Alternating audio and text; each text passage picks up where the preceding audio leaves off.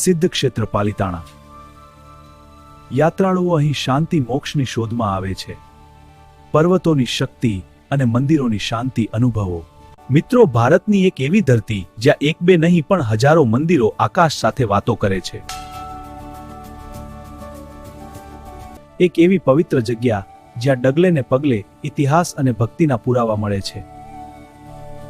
શું તમે જાણો છો કે ભાવનગર જિલ્લામાં આવેલા પાલિતાણા અને તેની આસપાસના પર્વતોનો સંબંધ પ્રભુ આદિનાથ અને પાંડવો સાથે પણ જોડાયેલો છે। આજે આપણે જાણીશું શેત્રુંજય, હસ્તિગીરી અને કદમગીરી પર્વતની એ અદ્ભુત કથા જે તમારી ભક્તિને અનેરી ઊંચાઈએ લઈ જશે। તો સાંભળો આ પવિત્ર ગાથા, સિદ્ધગીરીનો મહિમા। સૌ પ્રથમ વાત કરીએ શેત્રુંજય પર્વતની। કહેવાય છે કે આ પર્વત શાશ્વત છે। જૈન ધર્મના પ્રથમ તીર્થંકર ભગવાન આદિનાથ એટલે કે ઋષભદેવ ભગવાને આ પર્વત પર અનેક વાર વિચરણ કર્યું હતું। પણ શું તમે જાણો છો કે આ પર્વતનું નામ સિદ્ધગીરી કેમ પડ્યું? કારણ કે અહીંથી અગણિત આત્માઓ મોક્ષ પામ્યા છે। પાંડવોમાં યુધિષ્ઠિર, ભીમ અને અર્જુન પણ પોતાના અંતિમ સમયે આજ પવિત્ર પર્વત પર આવ્યા હતા। 863 થી વધુ મંદિરો ધરાવતો આ પર્વત દુનિયાનું સૌથી મોટું મંદિર સંકુલ માનવામાં આવે છે। ભગવાન આદિનાથના પૌત્ર અને ભરત ચક્રવર્તીના પુત્ર હસ્તિસેન મુનિએ અહીં કઠોર તપસ્યા કરી હતી।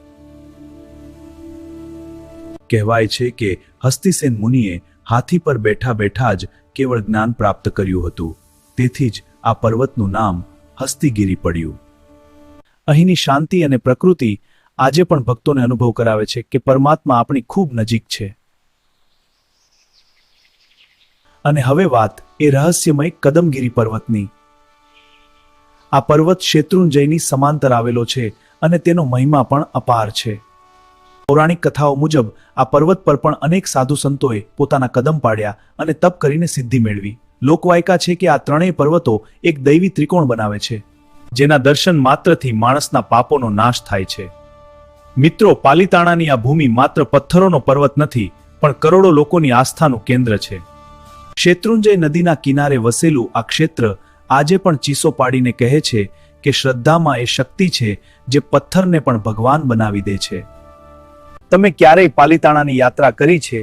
જો કરી હોય તો તમારો અનુભવ કોમેન્ટમાં જરૂર જણાવજો અને કમેન્ટમાં જય આદિનાથ લખવાનું ભૂલતા નહીં।